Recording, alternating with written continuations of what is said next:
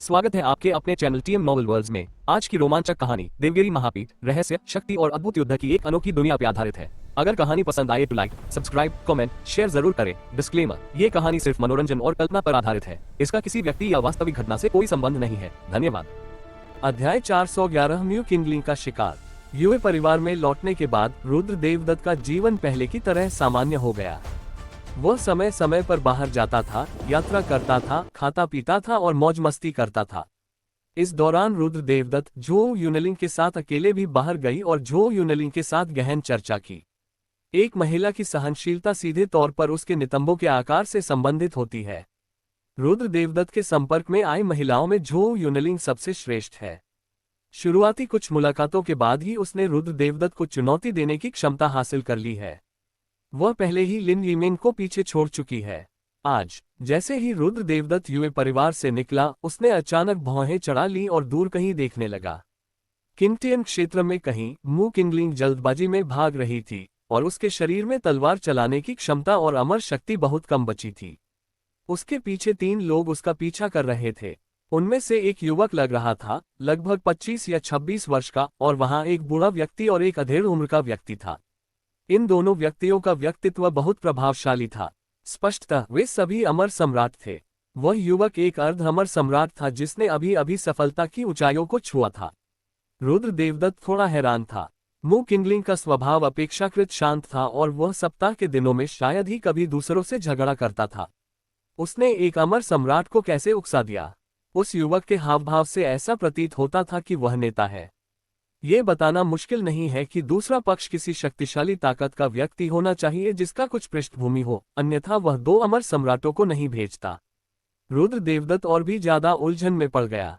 इस स्तर की शक्ति के पास तो मास्टर स्तर की शक्ति होनी ही चाहिए। मू किंगलिंग इस स्तर की शक्ति को कैसे उकसा सकती है? अगले ही पल रुद्र देवदत्त मौके पर ही गायब हो गया। एक घने जंगल में जो दूर दूर तक फैला हुआ था, यहाँ का हर पेड़ बेहद विशाल था और उसकी शाखाओं को पूरी तरह से गले लगाने के लिए लगभग 30 लोगों की आवश्यकता होती थी। कुछ तो उससे भी बड़े थे। इस जंगल में समय समय पर भीषण गर्जनाएं सुनाई देती थीं, जिनके साथ दमन का एक प्रबल एहसास भी होता था। ये स्थान किंगटियन क्षेत्र के निषिद्ध क्षेत्रों में से एक है, जिसे वानशॉ शेनशान कहा जाता है। जब प्रागैतिहासिक काल में मानव जाति का उदय हुआ, मानव जाति के शुरुआती चरणों में मानव जाति के बलवान पुरुषों ने लगभग सभी मूल दिव्य जानवरों जैसे कि ड्रैगन और फीनिक्स वंश को मार डाला, जिसके परिणामस्वरूप मानव जाति ने उन्हें मार डाला और बहुत कम संख्या में ही बचे। शुद्ध दिव्य पशु रक्त वाले राक्षस बहुत कम हैं, जो परिलोक में राक्षस जाति को अत्यंत कमजोर बना देता है। हालांकि इसके बावजूद भी राक्षस जाति परिलोक में एक क्षेत्र पर कब्जा कर सकती है। 10,000 राक्षसों के पर्वत के साथ भी यही स्थिति है, जिनमें प्रमुख क्षेत्र के शक्तिशाली राक्षस शामिल हैं। मू किंगलिंग की आकृति 10,000 जानवरों के पर्वत में भटकती रही और वह भागने के लिए इस जगह पर निर्भर रहना चाहती थी। 10,000 राक्षसों के पर्वत में अनगिनत दानव हैं और यहाँ तक कि अमर सम्राट भी यहाँ बहुत ज्यादा धृष्टता दिखाने की हिम्मत नहीं करते। बेशक वह इतनी मूर्ख नहीं थी कि 10,000 दीर्घायु पर्वत के केंद्र तक दौड़ जाए, बल्कि वह केवल किनारे पर ही मंडराती रही। यदि वह 10,000 राक्षसों के पर्वत के गर्भ में प्रवेश करती तो यह मृत्यु को दावत देने जैसा कार्य होता। मू किंगलिंग के मुंह के कोनों से खून बह रहा था। उसने 2 बार खांसा, फिर उछलकर भाग गई। अब उसके शरीर की सारी शक्ति लगभग समाप्त हो चुकी थी। सौभाग्य से उसका शरीर अभी भी इतना मजबूत था कि वह भागना जारी रख सके, अन्यथा आज उसकी मृत्यु निश्चित थी। अफसोस, मू किंगलिंग ने कड़वी मुस्कान दी। वह इतनी सावधान थी, फिर भी पकड़ी गई। बोलते बोलते उसने अपने हाथ में एक सुनहरा आध्यात्मिक बांस उठा लिया। ये वस्तु उस युवक से ली गई थी। हालांकि इसमें कोई प्रबल घातक क्षमता नहीं थी, फिर भी इसमें आध्यात्मिक शक्ति एकत्रित करने का प्रभाव था। शुरू में इसमें परिष्करण का कोई निशान न देखकर उसने इसके बारे में ज्यादा नहीं सोचा और इसे एक साधारण खजाना ही समझा। अप्रत्याशित रूप से उसमें दिव्य चेतना की एक किरण समाहित थी। इसी के कारण उसके ठिकाने का पता चल गया। ये सोचते ही उसने अपने शरीर में निहित अमर शक्ति का आह्वान किया और तुरंत ही एक ऐसे व्यक्ति में परिवर्तित हो गई जो दिखने में उसी की तरह थी। वह आदमी तुरंत सोने का बांस लेकर दूर भाग गया, जबकि मू किंगलिंग सीधे दूसरी दिशा में दौड़ पड़ी। हालांकि जैसे ही वह कुछ करने वाली थी, अचानक चारों ओर से एक भयानक आभा उमड़ पड़ी और पलक झपकते ही 3 आकृतियों ने उसे घेर लिया। मू किंगलिंग, तुम कहाँ भाग रही हो? एक जोरदार दहाड़ सुनाई दी और शानदार कपड़े पहने उस युवक का चेहरा हत्या के इरादे से भरा हुआ था। उसने मू किंगलिंग को ठंडी निगाहों से देखा, मानो वह उसे जिंदा ही खा जाना चाहता हो। मू किंगलिंग ने असंख्य लोगों के सामने अपने भाई को लात मारी। अहम बात यह थी कि उस समय वहां इतने सारे लोग मौजूद थे कि वह सबके सामने हंसी का पात्र बन गया था। इसलिए वह मन ही मन मू किंगलिंग से नफरत करता था और उसे टुकड़े टुकड़े कर देना चाहता था।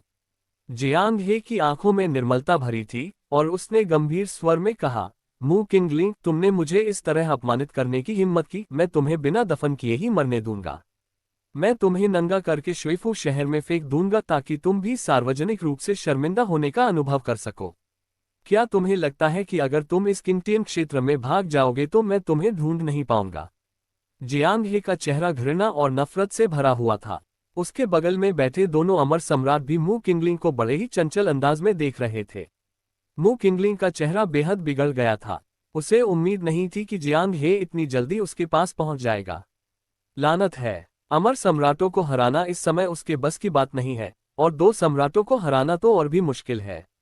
पिछली बार वह किस्मत से बच निकली थी क्योंकि दूसरी तरफ को उसके तुरुप के पत्ते की उम्मीद नहीं थी, और इसमें किस्मत का भी बड़ा हाथ था। लेकिन अब वह इतनी भाग्यशाली नहीं है। जियांग हे अभी भी असंतुष्ट प्रतीत हो रहा था।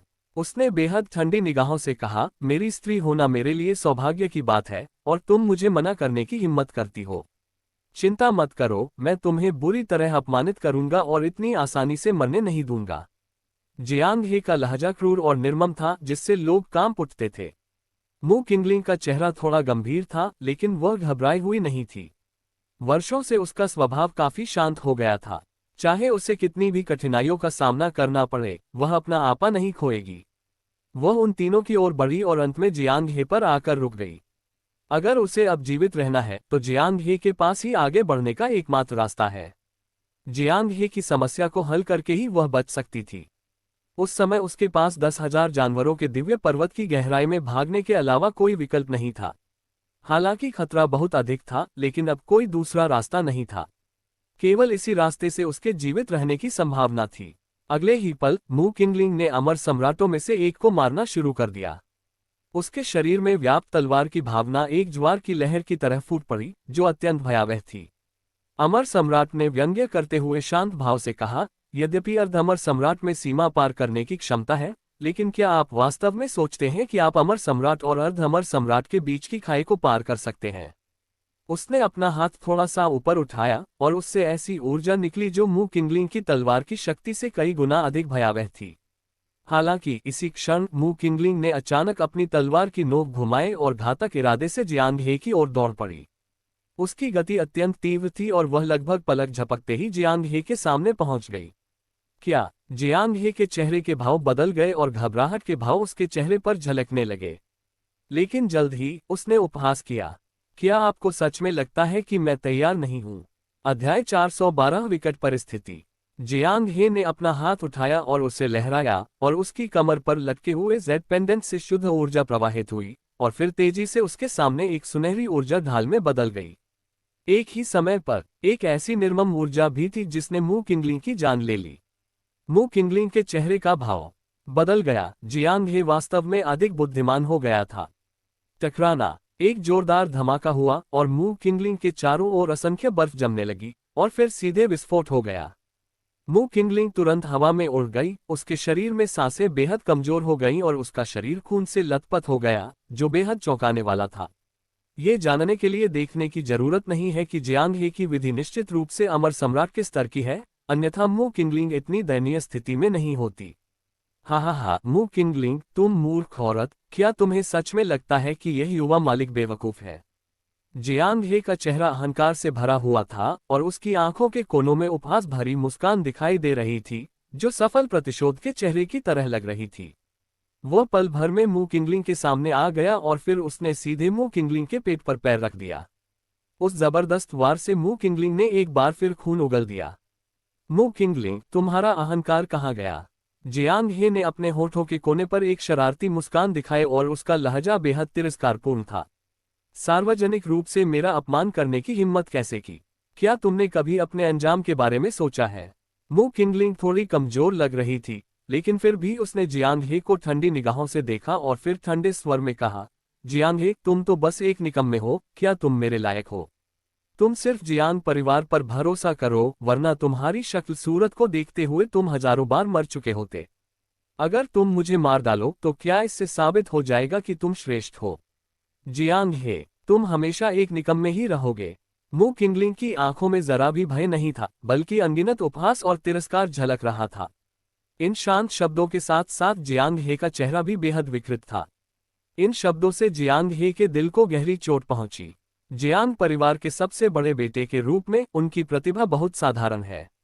आपको ये जानना चाहिए कि उनके पिता एक उन्नत स्तर के कुशल साधक हैं और उनकी माता भी मध्य स्तर की साधक हैं। दो शक्तिशाली व्यक्तियों की संतान इतनी कमजोर होती है। इसी घटना के कारण उनकी पीठ पीछे उनका उपहास किया गया और यहाँ तक कि उनके पिता ने भी इसे एक असफलता माना। सौभाग्यवश उसकी मां उसके प्रति दयालु थी, इसलिए जियांग परिवार में उसकी स्थिति पर ज्यादा असर नहीं पड़ा। जियांग हे की आंखें अचानक ठंडी पड़ गईं।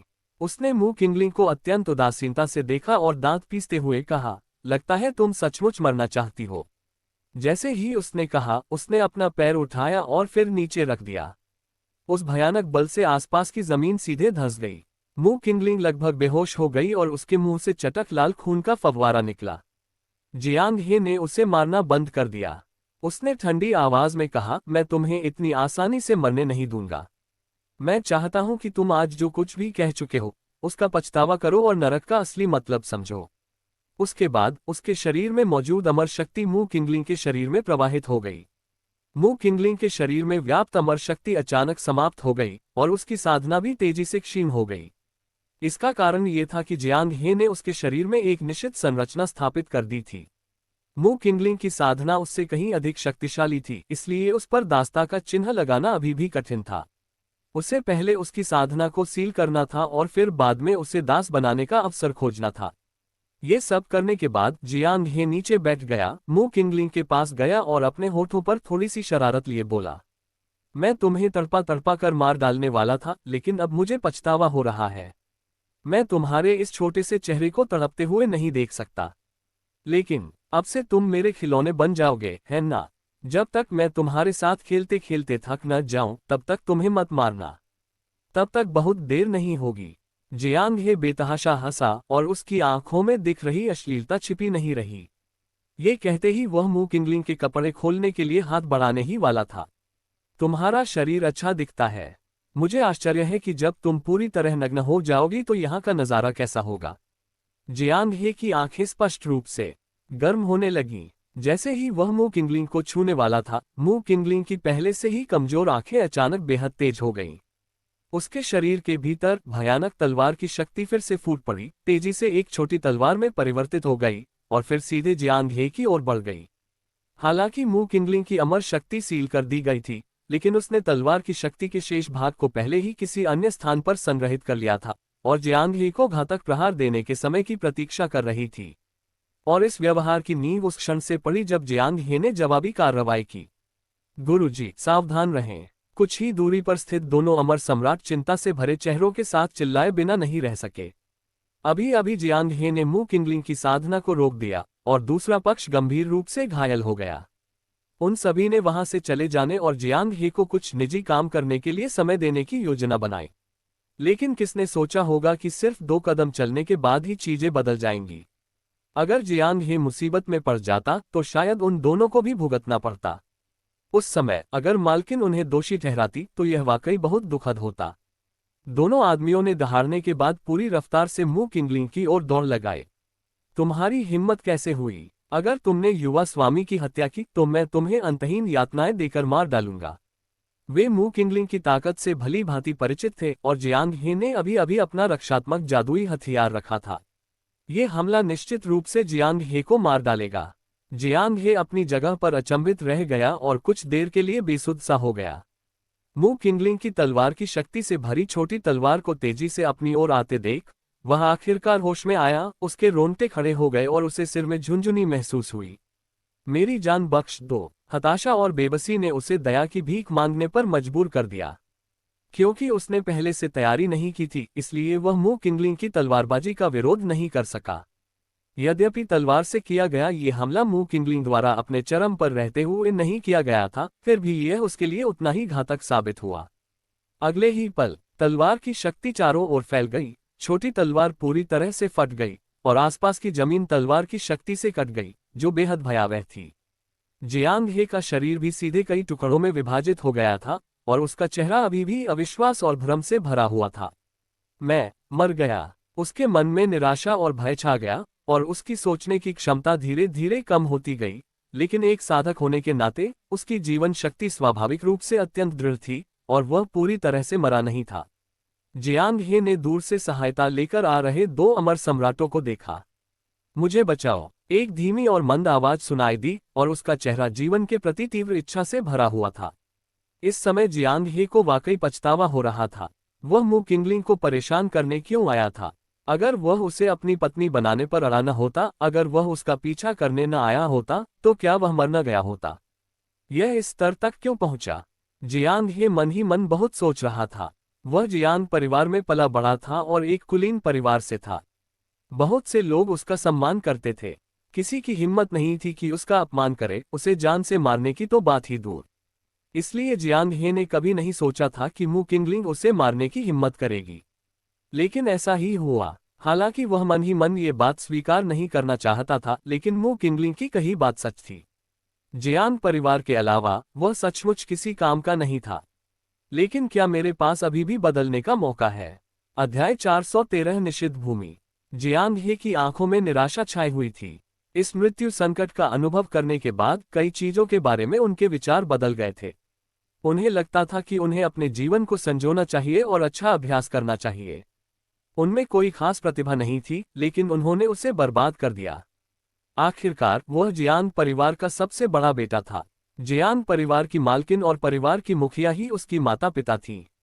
जब तक वह अच्छी तरह से अभ्यास करता रहेगा, उसके लिए असीमित संसाधन उपलब्ध रहेंगे। लेकिन उसने इसे क्यों नहीं संजोया? जियांग हुआई की आंखों के कोनों से आंसू बहने लगे और उसकी दृष्टि धीरे धीरे धुंधली होती चली गई। अपनी सफलता देखकर मू किंगलिंग सीधे दूर की ओर दौड़ पड़ी। दोनों अमर सम्राट लगभग क्रोधित हो उठे और उनकी भयानक आभा सीधे बाहर निकल आई। इससे पहले यह मानते हुए कि ये 10,000 राक्षसों का पर्वत है, वे दोनों इसे दबाने की कोशिश कर रहे थे। लेकिन अब वे इसे और दबा नहीं सकते। म्यू किंगलिंग मरना चाहिए। अगर जियांग हे की मृत्यु हो जाती है तो वापस लौटने पर वे इसका स्पष्टीकरण नहीं दे पाएंगे। धत्तेरी की। जैसे ही वे मू किंगलिंग को मारने वाले थे, अमर सम्राटों में से एक ने अचानक कुछ देखा। वह अचानक रुक गया और तेजी से जियांग हे की ओर बढ़ा। नहीं, युवा स्वामी अभी मरे नहीं हैं। मू किंगलिंग ने जानबूझकर जियांग हे को एक पल के लिए भी सांस लेने का मौका नहीं दिया, ताकि उसके भागने की संभावना बढ़ जाए। वे दोनों जियांग हे के पास आए। हालांकि उसकी हालत बहुत खराब थी, लेकिन ये सब शारीरिक था। अमर राजा के स्तर से ऊपर के साधकों के लिए शारीरिक लगभग महत्वहीन होता है। कुंजी अमर आत्मा है। जब तक अमर आत्मा नष्ट नहीं हो जाती, तब तक जीवित रहने की संभावना रहती है। यद्यपि जियांग हे की अमर आत्मा बुरी तरह क्षतिग्रस्त हो गई थी, फिर भी वे दोनों अमर सम्राट होने के नाते महान दाव की शक्ति से इसे स्थिर कर सकते थे। जल्दी करो, उसकी अमर आत्मा को स्थिर करो। दोनों ने गहरी सांस ली और फिर तुरंत महान दाव की शक्ति का उपयोग करके जियांग हे की अमर आत्मा को स्थिर किया। यहाँ मत रुको, मू किंगलिंग एक अर्ध अमर सम्राट है और वह कोई हलचल नहीं मचा सकती। पहले युवा स्वामी को ठीक होने के लिए जियांग परिवार के पास वापस ले जाओ। यह अमर आत्मा बुरी तरह से क्षतिग्रस्त हो गई है। अगर सिर्फ आप और मैं ही इसे ठीक करने में मदद करें तो मुझे डर है कि इसके दुष्परिणाम होंगे। जैसा उन्होंने कहा, दोनों ने एक दूसरे को सिर हिलाकर अभिवादन किया और फिर तुरंत गायब हो गए। दूसरी ओर मू किंगलिंग पीछे मुड़े बिना गहराई की ओर दौड़ पड़ी। वह बेहद तेज थी, यहाँ तक कि उसके पीछे खून के धब्बे जैसी एक हल्की सी छवि भी दिखाई दे रही थी। ये रक्तसार की गुप्त तकनीक का उपयोग करके जबरन गति बढ़ाने का तरीका था। कुछ समय बाद मू किंगलिंग के कदम अचानक रुक गए। उसने अपना सिर घुमाकर पीछे देखा। कमजोरी का एहसास फिर से उभर आया। वह सीधे हवा से नीचे गिरी और कमजोरी से आधा घुटने टेककर जमीन पर बैठ गई। मुझे लगता है कोई तुम्हारा पीछा नहीं कर रहा है ना? मू किंगलिंग हौंफ रही थी। उसके माथे से लगातार पसीना बह रहा था और खून से उसकी सफेद पोशाक लगभग चमकदार लाल हो गई थी। गहन जांच के बाद मू किंगलिंग को यकीन हो गया कि उसके पीछे कोई सांस नहीं थी। अंततः इस आपदा पर काबू पा लिया गया। मू किंगलिंग ने राहत की सांस ली, लेकिन उसने इसे हल्के में नहीं लिया, बल्कि चारों ओर सावधानीपूर्वक देखा। तार्किक रूप से देखा जाए तो ये जगह 10,000 राक्षसों के पर्वत की गहराई होनी चाहिए। मुझे यहाँ एक भी राक्षस क्यों नहीं दिखा? उसकी आंखों में गंभीरता झलक रही थी। अचानक मू किंगलिंग के पूरे शरीर पर रोंगटे खड़े हो गए और उसे ऐसा लगा जैसे वह किसी बर्फीले तहखाने में गिर रही हो। कुछ गड़बड़ है। राक्षसों में क्षेत्र की प्रबल भावना होती है। वांशों के शरीर में इतना विशाल क्षेत्र है। ये निश्चित रूप से प्रभुत्व क्षेत्र के किसी महान राक्षस का क्षेत्र होगा। मू किंगलिंग ने चारों ओर देखा। हल्की धुंध छाई हुई थी, जिससे उसे ये देखना मुश्किल हो रहा था कि क्या हो रहा है। पहले निकल जाओ। वह तुरंत खड़ी हो गई और 10,000 जानवरों के पहाड़ से बाहर निकलने की तैयारी करने लगी। हालांकि उसी क्षण अचानक एक हाथ उसके कंधे पर आ टिका। मू किंगलिंग की पुतलियां अचानक सिकुड़ गईं और उसकी सांसें रुकने ही वाली थीं। कौन है भाई? राक्षस? नहीं, यह एक इंसान का हाथ है, किसी राक्षस का हाथ बिल्कुल नहीं। हालांकि शक्तिशाली राक्षस रूप बदल सकते हैं, क्या ऐसा हो सकता है कि वह भी रूप बदलने की स्थिति में हो? सब खत्म हो गया। हालांकि उसे यह नहीं पता था कि उसके पीछे कौन है, लेकिन वह जानती थी कि उसकी मौत होने की संभावना है। वे राक्षस मानव जाति के प्रति बहुत शत्रुतापूर्ण थे। अगर वह इस तरह उनके राक्षसी क्षेत्र में प्रवेश करती तो क्या उसके बचने का कोई रास्ता होता? मू किंगलिंग असहाय महसूस कर रही थी। उसने सोचा था कि वह जियांग परिवार के पीछा करने से बच गई है और समस्या हल हो जानी चाहिए, लेकिन उसे यह उम्मीद नहीं थी कि वह फिर भी उस राक्षस के हाथों मारी जाएगी। जो लोग चुपचाप उसके पास आ सकते थे और अभी भी 10,000 जानवरों के पर्वत के केंद्र में थे, वे संभवतः स्वामी क्षेत्र के राक्षस थे। छोटी बहन। एक सौम्य मुस्कान सुनाई दी और मू किंगलिंग का पहले से तनावग्रस्त दिल तुरंत शांत हो गया। मुझे शत्रुता का भाव क्यों नहीं महसूस होता? मू किंगलिंग ने अपना सिर घुमाया और देखा कि उसके पीछे हरे रंग के कपड़े पहने एक अधेड़ उम्र का आदमी खड़ा है। उसके चेहरे पर किताबी स्वभाव की झलक थी और वह सौम्य दिख रहा था। बस फर्क इतना था कि उसके सिर पर छोटे छोटे सींगों की एक जोड़ी थी। ड्रैगन वंश। मू किंगलिंग का दिल दहल गया। हालांकि दूसरे पक्ष के शरीर की आभा बहुत शांत थी, फिर भी वह भयानक रक्त की आभा को स्पष्ट रूप से महसूस कर सकती थी।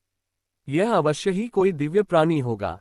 दानव कुल सभी दानव प्राणियों के लिए एक सामान्य शब्द है और दिव्य प्राणी दानव कुल में सबसे कुलीन रक्त वाला समूह है और यह पूरे दानव कुल का शासक भी है। लेकिन जल्द ही मू किंगलिंग को यह पता चल गया कि उसके सामने खड़ा व्यक्ति निश्चित रूप से ड्रैगन नहीं था। क्योंकि ड्रैगन वंश की रक्त शक्ति अधिक प्रभावशाली है, लेकिन उसके सामने वाले व्यक्ति का रक्त शुभता और शांति से भरा हुआ है। क्या ये बाइजे हो सकता है? मू किंगलिंग को कई पौराणिक जीवों के बारे में काफी जानकारी है और उसने तुरंत यह निर्धारित कर लिया कि यह किस प्रकार का पौराणिक जीव है। अभिलेखों के अनुसार ये पौराणिक जीव अत्यंत दुर्लभ है, ड्रैगन और फीनिक्स वंश से कमतर नहीं है और किलिन पौराणिक जीव की तरह ही एक शुभ जीव है। इसमें कोई आश्चर्य की बात नहीं है कि आसपास की अमर शक्ति इतनी प्रचुर मात्रा में है। ऐसा लगता है कि यह बाइजे के कारण ही है। मू किंगलिंग का चेहरा थोड़ा गंभीर था। उसे नहीं पता था कि उसके सामने खड़ा राक्षस दुश्मन है या दोस्त। अधेड़ उम्र के व्यक्ति ने स्वाभाविक रूप से मू किंगलिंग की गंभीरता को देखा। उसके चेहरे पर अभी भी मुस्कान थी। उसने बस अपना हाथ उठाया और हिलाया और मू किंगलिंग की चोटें पहले की तरह ठीक हो गईं। यहाँ तक कि राज्य का स्तर भी थोड़ा बढ़ गया है। ये है। मू किंगलिंग ने कुछ संदेह भरी निगाहों से उसकी ओर देखा। उसका चेहरा संदेह से भरा हुआ था। इसका क्या मतलब है? हालांकि बाइजे सौभाग्यशाली है, इसका मतलब यह नहीं है कि उसमें लड़ने की शक्ति नहीं है। इसके विपरीत बाइजे जानवरों में सर्वोच्च वंश का है, जिसमें अत्यंत शक्तिशाली युद्ध शक्ति है और उससे जुड़ी अन्य क्षमताओं के कारण यह उसे दानव जाति और मानव जाति दोनों में एक बहुमूल्य रत्न बनाता है। लेकिन वह खुद को यह तोहफा क्यों देना चाहती है? बाइजे मुस्कुराया और बोला, छोटी बच्ची, घबराओ मत, मैं तुम्हें चोट नहीं पहुंचाऊंगा। बाइजे का सौम्य चेहरा देखकर, जो बनावटी नहीं लग रहा था, मू किंगलिंग को राहत मिली। उसने आदरपूर्वक हाथ जोड़कर कहा, धन्यवाद महोदय, मुझे ठीक करने के लिए। हालांकि उसे बाइजे की स्थिति के बारे में पता नहीं था, लेकिन कम से कम उसका उसे नुकसान पहुंचाने का कोई इरादा नहीं था। मू किंगलिंग को देखते हुए बाइजे ने सिर हिलाया और कहा, इतने सालों में यहां आने वाली तुम पहली इंसान हो। ये जगह 10,000 जानवरों के पहाड़ का एक वर्जित क्षेत्र है, जहां तुम प्रवेश तो कर सकती हो लेकिन बाहर नहीं निकल सकती। मैं यहां अनगिनत वर्षों से कैद हूं। तुम, एक नन्ही बच्ची, सचमुच इस जगह पर आ गई हो। ऐसा लगता है कि राक्षसों ने पहाड़ को हटा दिया है। ये पर्वत स्वाभाविक रूप से 10,000 राक्षसों के पर्वत का केंद्र है और यह वह स्थान भी है जहां वे शक्तिशाली राक्षस रहते हैं। ये सुनकर मू किंगलिंग का चेहरा तुरंत बदल गया। क्या आप सच कह रहे हैं, महोदय? क्या हम यहाँ से निकल नहीं सकते? बाइजे की ताकत बेहद भयावह है। अगर वह भी बाहर नहीं निकल सकता तो क्या उसके निकलने की कोई उम्मीद है? अध्याय 414 निराशा की मुहर। मू किंगलिंग की आवाज में थोड़ी चिंता थी। वह सचमुच डरी हुई थी। अगर वह सच में यहाँ से नहीं निकल पाए तो यह उसके लिए असहनीय होगा। मू किंगलिंग एक ऐसी इंसान है जिसे आज़ादी पसंद है। अगर उसे अपनी बाकी जिंदगी यहीं कैद रहकर गुजारनी पड़े तो उसे मौत जितनी तकलीफ होगी। बाइजे ने कड़वी मुस्कान के साथ सिर हिलाया। अगर मैं बाहर निकल भी जाऊं तो भी यहीं फंसा रहूंगा। ये जगह एक बंद संरचना है जिसे अनगिनत साल पहले किसी शक्तिशाली व्यक्ति ने बनाया था। मू किंगलिंग ने भौहें चढ़ाईं। क्या ऐसा हो सकता है कि बाइजे को यहीं सील किया गया हो? बाइजे कम से कम डोमिनेशन दायरे का भिक्षु है। क्या वह उसकी शक्ति का सामना कर पाएगा? डोमिनेशन दायरे से भी ऊपर का एक भयानक और शक्तिशाली व्यक्ति। बाइजे को शायद मू किंगलिंग के मन की बात समझ आ गई थी और उसने कुछ घबराए हुए भाव से कहा, उस समय जिस बल में मैं था उसमें कुछ गड़बड़ हो गई थी और मेरा पीछा किया जाने लगा। अंत में मेरे पास यहाँ भागने के अलावा कोई चारा नहीं बचा था। लेकिन किसने सोचा होगा कि अंदर आने के बाद वह फिर कभी बाहर नहीं जाएगा। समय की गणना करें तो ये कम से कम 10 ब्रह्मांड हैं। जो युआन। मू किंगलिंग ने ठंडी हवा में गहरी सांस ली। 1 खरब वर्ष एक युग के बराबर होते हैं और 10,000 युग एक ब्रह्मांड के बराबर होते हैं। यह है। क्या इसका मतलब यह नहीं है कि मुझे यहाँ इतने लंबे समय तक फंसा रहना पड़ेगा? मू किंगलिंग को सचमुच रोने का मन कर रहा था। यह इतना दुखद कैसे हो सकता है? क्या यह मृत्यु के समान नहीं है? बाइजे ने कई वर्षों से बात नहीं की थी, इसलिए उसकी बात करने की तीव्र इच्छा थी। वह खड़ा हुआ, आकाश में घूमते बादलों और धुंध को देखा और फिर एक गहरी आह भरकर पूछा, छोटी बच्ची, क्या परियों की दुनिया में अब कोई दिव्य दरबार है? दिव्य दरबार। मू किंगलिंग एक पल के लिए स्तब्ध रह गई और उसने अविश्वास भरी नजरों से बाइजे की ओर देखा। अब परिलोक में अवश्य ही कोई दिव्य दरबार होगा, क्योंकि वह दिव्य दरबार की अतिथि है, लेकिन उसका चेहरा जल्द ही सामान्य हो गया। बाइजे द्वारा वर्णित दिव्य दरबार निश्चित रूप से गुरु द्वारा स्थापित दिव्य दरबार नहीं था, बल्कि असंख्य वर्ष पहले स्थापित सर्वोच्च दिव्य दरबार था। मू किंगलिंग ने तुरंत अपना सिर हिलाया। सर्वोच्च न्यायालय तो बहुत पहले ही गायब हो चुका है। बाइजे एक पल के लिए स्तब्ध रह गया और वह अपने चेहरे पर दिख रही उदासी को छिपा नहीं सका। क्या ये नष्ट हो गया है? लेकिन जल्द ही उसका मिजाज बेचैन होने लगा और ठंडे मन से हत्या करने का इरादा और गुस्सा प्रकट होने लगा। साथ ही एक अत्यंत भयावह आभा भी छा गई। मू किंगलिंग के चेहरे के भाव अचानक बदल गए। बलवानों को वर्जित करो। वह वाकई में वह बाइजे के शरीर पर व्याप्त भयावह आभा और उस मार्ग की अपार शक्ति को महसूस कर सकती थी। उसके सामने वह एक चींटी जैसी लग रही थी। ये संरचना वास्तव में एक कुख्यात शक्तिशाली व्यक्ति को फंसा सकती है। बाइजे ने गुस्से भरी आवाज में दहाड़ते हुए कहा, धिक्कार है उस पर, उसने शेंटिंग के साथ विश्वासघात किया। उनकी आवाज से यह समझना मुश्किल नहीं था कि दूसरा पक्ष सर्वोच्च दिव्य न्यायालय से था। मू किंगलिंग की आंखों में संदेह की चमक आ गई। उस समय सर्वोच्च न्यायालय में क्या हुआ था? उसने जल्दी से अपना सिर हिलाया। ऐसा लग रहा था कि अभी इन मुद्दों के बारे में सोचने का समय नहीं है। अब सबसे अहम सवाल यह है कि यहाँ से बाहर कैसे निकला जाए। क्या मुझे मास्टर को फोन करना चाहिए? लेकिन क्या मालिक अंदर आने के बाद उसे अपने साथ ले जाएगा? हालांकि वह सोचती है कि रुद्र देवदत्त बहुत शक्तिशाली है, लेकिन ये संरचना वर्जित शक्तियों को भी फंसा सकती है। गुरुजी, कोई समस्या नहीं होनी चाहिए, है ना? मू किंगलिंग को रुद्र देवदत्त की वास्तविक ताकत का अंदाजा नहीं था। वह बस इतना जानती थी कि वह बेहद शक्तिशाली है, लेकिन उसे यह नहीं पता था कि उसकी शक्ति वास्तव में कितनी है। अगर मास्टर इस संरचना में प्रवेश करने के बाद यहीं फंस गए तो यह वाकई बहुत बुरा होगा। कुछ ही समय बाद बाइजे फिर से शांत हो गया। वह एक पिचकी हुई गेंद की तरह था और उसका पूरा शरीर बेहद बुरा प्रतीत हो रहा था। बाइजे ने बेबसी से अपना सिर हिलाया। उसने अपने हाथ पीठ पीछे रखे और बेबसी से आह भरी, हे प्रभु, दिव्य दरबार वास्तव में नष्ट होने वाला है। आप कहाँ थे? एक धीमी सी फुसफुसाहट सुनाई दी और मू किंगलिंग के चेहरे के भाव थोड़े बदल गए। वह आसानी से अपने गुरु द्वारा स्थापित दिव्य दरबार के बारे में सोच सकती थी। उस दिव्य दरबार में हर कोई स्वामी और साथ ही दिव्य भगवान को भी पुकारता है। लेकिन उसने कुछ नहीं कहा। आखिर बाइजे बहुत शक्तिशाली था। अगर वह यूं ही कुछ बोल देता तो दूसरा पक्ष नाराज हो सकता था और फिर वह सचमुच बहुत दुखी हो जाती। बाइजे की भी बातचीत में रुचि खत्म हो गई। वह मुड़कर चला गया और शांत स्वर में बोला, आप अकेले खरीदारी करने जा सकते हैं। हालांकि यह जगह बंद है लेकिन छोटी नहीं है। इतना कहकर वह वहां से गायब हो गया। मू किंगलिंग ने गहरी सांस ली और फिर पल भर में उसकी आकृति गायब हो गई। वह दूर की ओर सरपट दौड़ी, लेकिन एक कोमल बल ने उसे तुरंत वापस धकेल दिया, मानो उसके सामने कोई अदृश्य अवरोध हो। इसके अलावा अवरोधक में अभी भी घना कोहरा था, जिससे उसके लिए बाहर का नजारा स्पष्ट रूप से देखना असंभव था। मू किंगलिंग का चेहरा अचानक बिगड़ गया। क्या तुम सचमुच बाहर नहीं निकल सकते? उसने कोशिश जारी रखी, लेकिन अंत में वह फिर से उसी स्थिति में आ गई। उसने चाहे जितनी भी कोशिश की हो, वह बाहर नहीं निकल पाए। मू किंगलिंग अंततः घबरा गई। उसके लिए अपनी स्वतंत्रता खोना मृत्यु से भी अधिक कष्टदायक है। यहाँ फंसे रहना उसके लिए सचमुच सबसे बड़ी यातना होगी। समय बर्बाद मत करो। ये स्थान परमेश्वर द्वारा बनाया गया है। मूल रूप से यह परमेश्वर के प्रांगण में आपूर्ति भंडार का स्थान था। आपको अपनी इच्छा से अंदर और बाहर जाने के लिए एक विशेष चिन्ह रखना होगा। यदि आप उस सर्वोच्च क्षेत्र को भेद सकते हैं तो आप बाहर निकल सकते हैं। सर्वोच्च राज्य क्या? मू किंगलिंग ने तुरंत आदरपूर्वक देखा और उत्सुकता भरे स्वर में पूछा, महाराज, वह कौन सा क्षेत्र है? आखिरकार यही उसके बाहर निकलने का एकमात्र मौका है।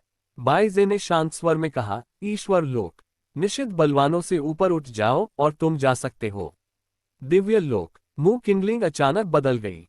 ये पहली बार था जब उसने निषिद्ध शक्ति से भी ऊपर के स्तर को समझा। क्या वह अभी भी बाहर निकल सकती है? वह अभी तक अमर सम्राट के स्तर तक भी नहीं पहुंच पाए है। देवलोक तक पहुंचने में कितना समय लगेगा? ऐसा कैसे हो सकता है? मू किंगलिंग को लगा कि उसकी मानसिक स्थिति बिगड़ने वाली है। बाइजे तुरंत मुस्कुराया और बोला, दरअसल एक और तरीका है।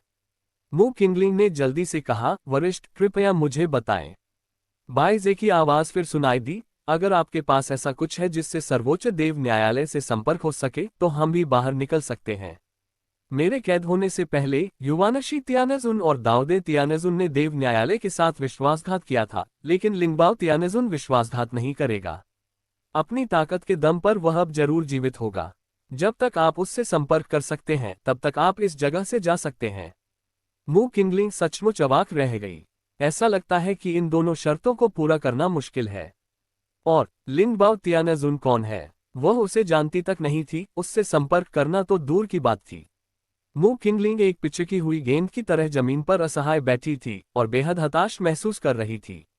एक ही समय पर कुनपेंग क्षेत्र, शुएफू शहर, जियांग परिवार की मदद से जियांग हे अपनी चोटों से उबर गए और यहाँ तक कि अमर पूजनीय की अंतिम अवस्था से अमर पूजनीय की पूर्ण अवस्था तक पहुँच गए। जियांग हे के बगल में दो लोग खड़े थे, एक गंभीर चेहरे वाला अधेड़ उम्र का पुरुष और एक शालीन स्वभाव वाली अधेड़ उम्र की महिला। अधेड़ उम्र की महिला ने चिंतित नजर से जियांग हे की ओर देखा और फिक्र भरे स्वर में पूछा, हे, क्या अब आप बेहतर महसूस कर रहे हैं? अध्याय 415। ये वास्तव में प्रभु परमेश्वर है। जियांग हे ने अपने सामने के दृश्य को देखा और अविश्वास से कहा, मैं जिंदा हूँ। जब वह बोल रहा था, उसकी आंखों के कोनों से साफ आंसुओं की दो धाराएं गिरी और वह खुद को रोक नहीं पाया और अपने सामने खड़ी महिला को गले लगा लिया। माँ! जियांग हे खुद को रोने से नहीं रोक सका। हालांकि वह जियांग परिवार का युवा मुखिया था और लाखों वर्षों से जीवित था, लेकिन आज वह एक बच्चे की तरह रो रहा था। नरक के द्वार से दूर रहने के बाद जियांग हे की मानसिकता में जबरदस्त बदलाव आया। जीवित होने का यह एहसास कितना अद्भुत है। अधेड़ उम्र की महिला भी बेहद हैरान थी। जियांग हे को उसने पहली बार इस तरह देखा था। उसकी आंखें बेहद ठंडी थीं, जिनमें निर्मम हत्या का भाव साफ झलक रहा था। तुम चाहे जो भी हो, अगर तुमने मेरे बेटे को नुकसान पहुंचाने की हिम्मत की तो मैं तुम्हें इसकी कीमत चुकाने पर मजबूर कर दूंगा। हालांकि उसकी आंखें ठंडी थीं, लेकिन उसका चेहरा बेहद दयालु था। उसने जियांग हे की पीठ को धीरे से थपथपाया और चिंता से कहा, चिंता मत करो हीर, जियांग परिवार में कोई तुम्हें नुकसान नहीं पहुंचा सकता। माँ तुम्हें नुकसान पहुंचाने वालों को इसकी कीमत चुकाने पर मजबूर कर देगी। एक तरफ खड़े अधेड़ उम्र के व्यक्ति ने सिसकते हुए जियांग हे को देखा और उसके चेहरे पर तनाव कुछ कम हो गया। हालांकि जियांग हे थोड़ा नासमझ था, लेकिन आखिर वह उसका इकलौता बेटा था। ये कहना झूठ होगा कि उसे परवाह नहीं थी। कुछ देर रोने के बाद जियांग हे भी शांत हो गया और अपने चेहरे पर थोड़ी शर्मिंदगी का भाव लिए उस अधेड़ उम्र की महिला की बाहों से बाहर आ गया। इस तरह रोना वाकई शर्मनाक है, लेकिन जियांग हे ने अपनी मां के सच्चे प्यार को भी महसूस किया। हालांकि वह जानता था कि उसकी मां उससे पहले भी प्यार करती थी, लेकिन उसने कभी भी इस प्यार को इतने सच्चे अर्थों में महसूस नहीं किया था। जियांग हे ने गहरी सांस ली और शांत स्वर में कहा, मां, मैं किंगटियन लोग जाना चाहता हूं। अधेड़ उम्र की महिला ने स्नेहपूर्ण चेहरे से कहा, ठीक है, मैं तुम्हारे साथ चलूंगी। जो कोई भी मेरी हीर को चोट पहुंचाने की हिम्मत करेगा, मैं उसे इसकी कीमत चुकाने पर मजबूर कर दूंगा। जियांग हे ने तुरंत अपना सिर हिलाया। मां, बस अंकल डोंग और अंकल हान को मेरे पीछे आने के लिए कह दीजिए। ये दोनों व्यक्ति शक्तिशाली अमर सम्राट थे जिन्होंने पहले जियांग हे का अनुसरण किया था। ये शब्द सुनकर अधेड़ उम्र की महिला अचानक ठंडी पड़ गई। उन्होंने लगभग तुम्हारी जान ले ली थी और मैंने अभी तक उनसे हिसाब बराबर नहीं किया है। मां, जियांग हे ने तुरंत बीच में टोकते हुए कहा, इसके लिए मैं खुद को दोषी मानता हूं और इसका उन दोनों से कोई लेना देना नहीं है।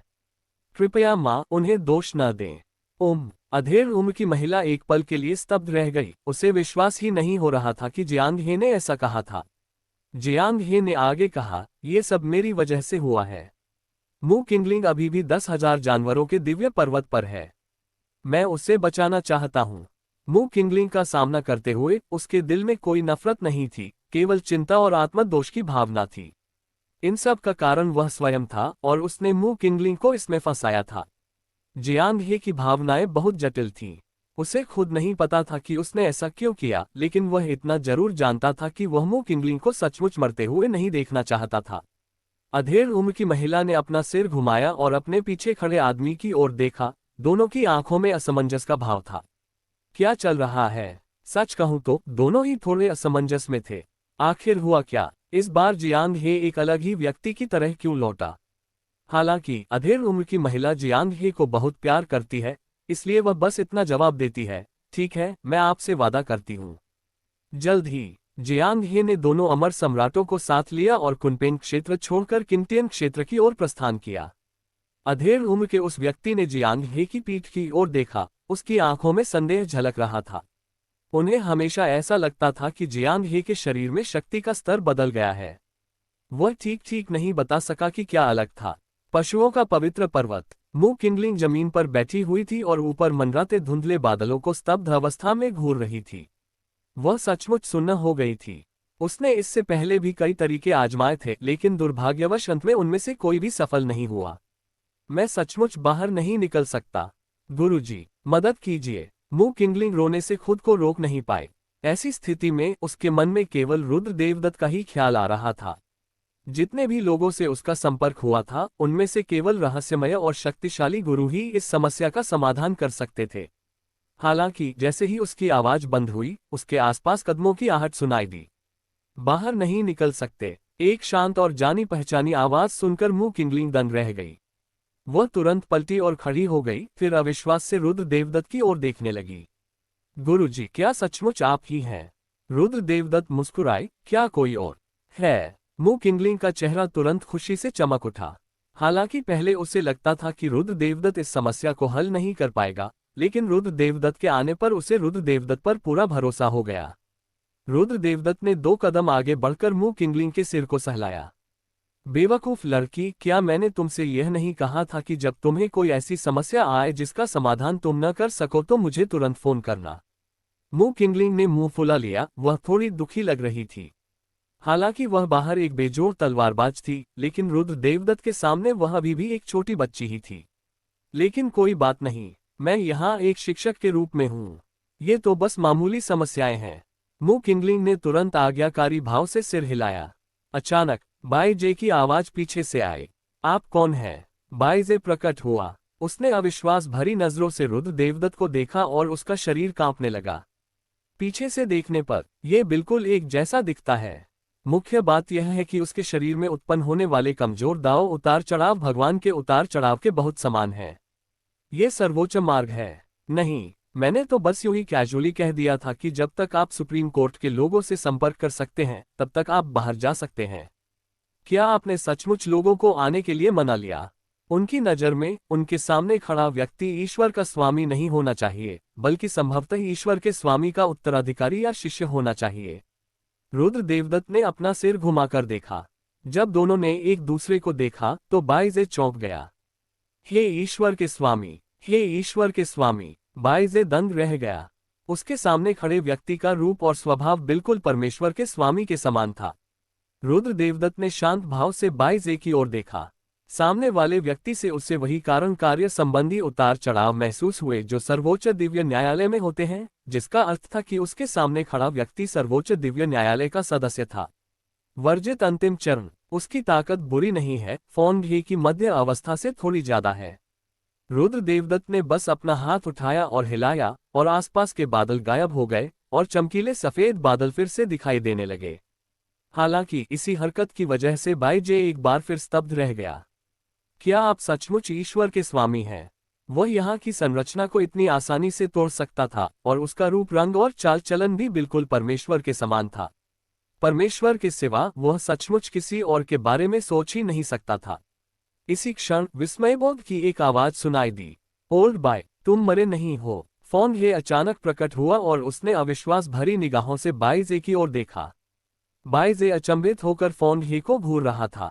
दोनों ही सर्वोच्च दिव्य दरबार से थे, लेकिन बाइजे ने पहले दिव्य दरबार में प्रवेश किया था और फौंडहे बाद में दिव्य दरबार में शामिल हुआ था। इसलिए वरिष्ठता के लिहाज से बाइजे उम्र में बड़े हैं। बाइजे को आखिरकार होश आया। उसने रुद्र देवदत्त की ओर दोबारा देखा। उसकी आंखों के कोनों में आंसू थे और फिर वह सीधे रुद्र देवदत्त के सामने घुटने टेक कर बैठ गया। बाय आओ, प्रभु से मिलो। उसने अनगिनत वर्षों तक इंतजार किया और अंततः उस व्यक्ति का इंतजार किया जिसे वह सबसे ज्यादा देखना चाहता था। इसका मतलब यह है कि दिव्य न्यायालय अभी भी मौजूद है और नष्ट नहीं हुआ है, क्योंकि जब तक भगवान दिव्य दरबार में विराजमान है तब तक कोई भी इसे नष्ट नहीं कर सकता। उन्हें बिल्कुल भी उम्मीद नहीं थी कि यह छोटी बच्ची सीधे उनके ईश्वर को झकझोर देगी। हद से ज्यादा आपत्तिजनक। अध्याय 416। क्या स्वामी ही सर्वोच्च ईश्वर है? लेकिन बाय आओ घुटने टेककर उन्हें भगवान कहकर पुकारने लगा, जिससे मुंह किंगलिंग तुरंत स्तब्ध रह गया। हे गुरु, क्या ईश्वर सर्वोच्च दिव्य न्यायालय के स्वामी है? वह भगवान कौन था जिसने उस समय परिलोक पर लगभग पूरी तरह से शासन किया था? मुंह किंगलिंग ने ठंडी हवा में सांस ली। हालांकि वह लंबे समय से जानती थी कि उसका गुरु बहुत शक्तिशाली है, लेकिन उसने कभी नहीं सोचा था कि उसका गुरु इतना भयानक होगा। बाय आओ तुरंत सम्मानपूर्वक खड़ा हो गया, लेकिन उसके चेहरे पर अभी भी उत्साह झलक रहा था। ऐसा लग रहा था मानो उसके मन में कहने के लिए हजारों शब्द हों, लेकिन वह एक शब्द भी नहीं बोल सका। हालांकि इतने वर्षों तक यहाँ फंसे रहना बहुत असुविधाजनक था, लेकिन ईश्वरीय दरबार के विनाश की तुलना में उसने जो पीड़ा सहन की थी वह क्या थी? बाय आओ के विचार में दिव्य दरबार की सुरक्षा उनके स्वयं से ऊपर होनी चाहिए। बाय आओ को देखकर रुद्र देवदत्त ने हल्की सी आह भरी।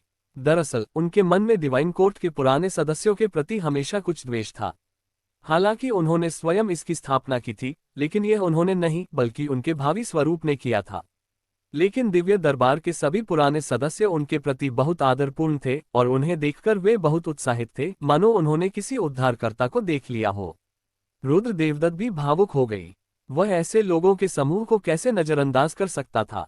सिर हिलाते हुए रुद्र देवदत्त ने धीरे से कहा, इतने वर्षों तक आपकी कड़ी मेहनत के लिए धन्यवाद।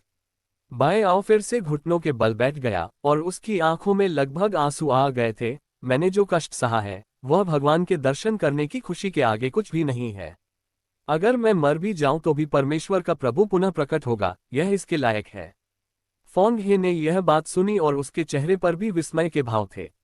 बेहद उत्साहित बाइजे को देखकर रुद्र देवदत्त मुस्कुराए बिना नहीं रह सका और उसने सिर हिलाया। उसने शांत भाव से बोलना जारी रखा, ठीक है, चलो चलते हैं। रुद्र देवदत्त के बोलने के बाद वह वहां से चला गया। हालांकि इस प्रतिबंध ने मूल रूप से अंदर और बाहर को अलग कर दिया था और अंदर की सांस बिल्कुल भी संचारित नहीं हो सकती थी। लेकिन अब जब वह संरचना टूट गई है तो मानव जाति की सांस और बाइजे और फौंडहे की सांस अचानक बाहर आ गई और 10,000 जानवरों के पर्वत में स्थित प्रभुत्व क्षेत्र के महान राक्षसों ने तुरंत इस अजीब सांस को महसूस किया। गर्जन। दूर से एक भयानक गर्जना सुनाई दी और फिर आकाश और सूर्य को ढकने वाली दो आकृतियां सबके सामने प्रकट हुई। इन दोनों विशालकाय राक्षसों की आभा अत्यंत भयावह थी और उनका रक्त दिव्यता से परिपूर्ण था, जिसका स्पष्ट अर्थ था कि वे दिव्य प्राणी थे। मानव जाति। एक सींग वाले विशालकाय जानवरों में से एक, जो गैंडे जैसा दिखता था, ने गरजने जैसी आवाज निकाली और उसके आसपास के जानवर भी हल्के से कांपने लगे। मेरे राक्षसी इलाके में कदम रखने की हिम्मत कैसे हुई? मौत को दावत। जैसे ही दोनों की बातचीत समाप्त हुई, बाइजे ने भौहें चढ़ाईं और उसके शरीर की आभा तुरंत मुक्त हो गई। पलक झपकते ही उन दोनों विशालकाय जानवरों को लगा कि उनका खून खौल रहा है और उनके शरीर की हर कोशिका भय से ग्रस्त थी। क्या दिव्य प्राणियों में भी ताकत और कमजोरियां होती हैं, ठीक वैसे ही जैसे उनके सामने मौजूद दो प्राणियों में होती हैं, जिनका रक्त अपेक्षाकृत साधारण होता है और वे केवल कमजोर प्राणियों के वंशज होते हैं। हालांकि बाइजे दिव्य प्राणियों में एक शीर्ष स्तर का प्राणी है और लगभग शीर्ष रक्त ड्रैगन और फीनिक्स के साथ उसकी तुलना की जा सकती है। इसके अलावा वह स्वयं एक कुख्यात बलवान व्यक्ति है और इन दोनों छोटे जानवरों और उसके बीच का अंतर बहुत बड़ा है। Bang bang. दोनों विशालकाय जानवर सीधे जमीन पर घुटने टेककर बैठ गए और बाएं आओ को देखने लगे। उनके चेहरे भय और आतंक से भरे हुए थे। 10,000 जानवरों के पर्वत पर ऐसा जानवर कब आया? हे प्रभु, मेरी जान बख्श दो। बाएं आओ ने ठंडी सांस ली, अपना हाथ उठाया और उसे हिलाया और दोनों जानवर कागज की तरह बाहर फेंक दिए गए। वह इतना आलसी था कि उन दो अंधे जानवरों से एक शब्द भी नहीं बोला। रुद्र देवदत्त को उन दोनों जानवरों की जरा भी परवाह नहीं थी। उसने अपना सिर घुमाकर बाएं आओ की ओर देखा और फिर शांत भाव से कहा, बस तुम पहले लिंगबाओ त्यानजुन के पास जाओ और उनके आदेश सुनो। इतना कहकर वह वहां से चला गया। बाएं आओ बोलने में हिचकिचाई, लेकिन अंत में आदरपूर्वक अभिवादन करते हुए बोली, जी। उसके चेहरे पर खुशी साफ झलक रही थी। आज का दिन वाकई बहुत भाग्यशाली था। वह न सिर्फ उस भूतिया जगह से बच निकला, बल्कि उसे भगवान के दर्शन भी हो गए। एक गहरी सांस लेते हुए बाएं आओ ने बाहर की ताजी हवा में बेफिक्री से सांस ली और हमेशा की तरह बहुत सुखद महसूस किया। मैं आखिरकार बाहर आ गया। बाएं आओ वहीं गायब हो गया। वह इतने सालों से बाहर नहीं निकला था। वह इस जादुई दुनिया को अच्छी तरह से देखना चाहता था और जानना चाहता था कि अब ये कैसी है। रुद्र देवदत्त ने मुंह किंगलिंग की ओर फिर से देखा और मुस्कुराते हुए कहा, किंगलिंग, गुरुजी पहले चले जाएंगे। मुंह किंगलिंग ने तुरंत घुटने टेक दिए और प्रणाम करते हुए कहा, अलविदा गुरुजी। रुद्र देवदत्त ने सिर हिलाया और फिर वहां से गायब हो गया। वह रास्ते में मुंह किंगलिंग को बचाने के लिए आया था। अब जब मामला सुलझ गया है तो वह स्वाभाविक रूप से चला जाएगा। रुद्र देवदत्त विनम्र स्वभाव का व्यक्ति नहीं है। वह हमेशा से ही अपने कार्यों को करने में उत्साही और दृढ़ निश्चयी रहा है। इसी कारण रुद्र देवदत्त अपने आसपास के लोगों से कम ही बात करता है। यहाँ तक कि जब वह लिन यीमेन की पत्नियों के पीछे पीछे बाहर गया, तब भी वे ही आपस में बातें कर रही थीं और रुद्र देवदत्त ज्यादातर उनकी बातें सुनता रहा। एक बार फिर मुंह किंगलिंग ही अकेली बची थी और उसकी भावनाएं बेहद अस्थिर थीं। आज बहुत सारी चीजें हुई और उतार चढ़ाव थोड़े हिंसक थे, इसलिए उसकी भावनाएं अभी तक उबर नहीं पाई हैं। पहले तो जियांग परिवार ने उसका पीछा किया और फिर उसे पता चला कि वह अनगिनत वर्षों तक फंसी रहेगी। बेशक ये मुख्य बिंदु नहीं है।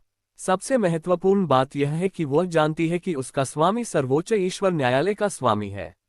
ये तो सर्वोच्च ईश्वर न्यायालय के स्वामी हैं। अफवाहों के अनुसार वह एक महान हस्ती है जिन्होंने लगभग परिलोक को एकजुट कर दिया था। लेकिन वह भयानक शख्स उसका मालिक निकला। भला ऐसी बात पर वह उत्साहित क्यों न होती? मुंह किंगलिंग की सांसें थोड़ी तेज हो गईं।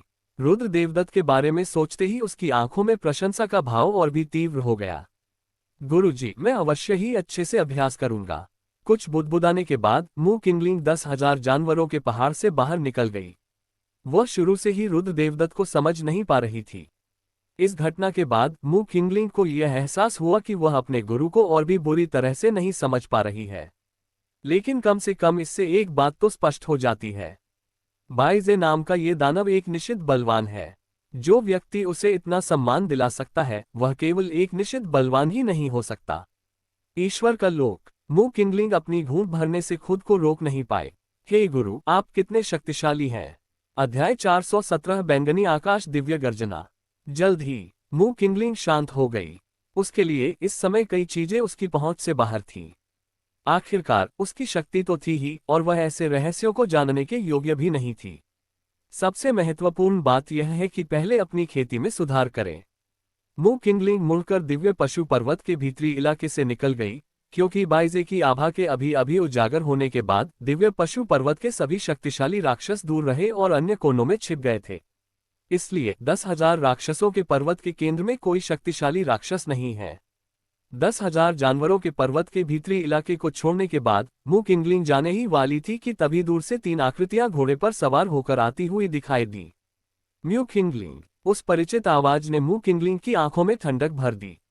वह अपने कदमों को रोककर दूर तक देखने लगी, जहां हवा में तलवार की तीव्र शक्ति व्याप्त थी। जियांग हे, यह आवाज उसके लिए बहुत जानी पहचानी थी, लेकिन उसे यह उम्मीद नहीं थी कि जियांग हे अभी भी दुष्ट होगा। उसने पहले ही उसकी जान बख्श दी थी, लेकिन वह उसके लिए मुसीबत खड़ी करने आ गया। क्या आपको सच में लगता है कि जियांग परिवार का समर्थन आपके साथ होने से आपको किसी बात का डर नहीं है?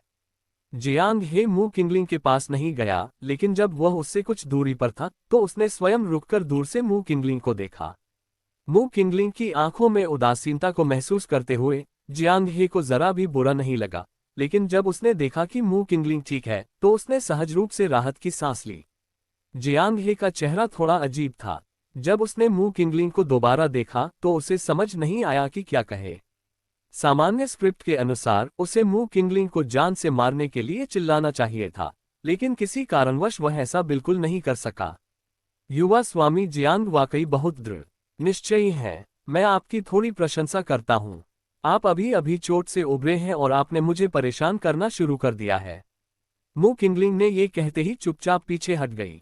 जब जियांग हे इस बार फिर यहाँ आया तो उसके साथ केवल 2 अमर सम्राटों का होना असंभव था। उसके साथ अन्य सहायक भी अवश्य होंगे। जियांग हे के बगल में बैठे दोनों अमर सम्राटों ने भी पहले हुई घटना को देखने के बाद मू किंगलिंग को सतर्कता भरी निगाहों से देखा। इस बार जियांग हे को कुछ नहीं हो सकता था, अन्यथा उनके साथ कुछ हो जाएगा। जियांग हे ने एक पल के लिए हिचकिचाने के बाद भी मू किंगलिंग से कहा, मुझे माफ कर दीजिए। ओम। मू किंगलिंग ने भौहें चढ़ाकर जियांग हे की ओर कुछ उलझन भरी नजरों से देखा।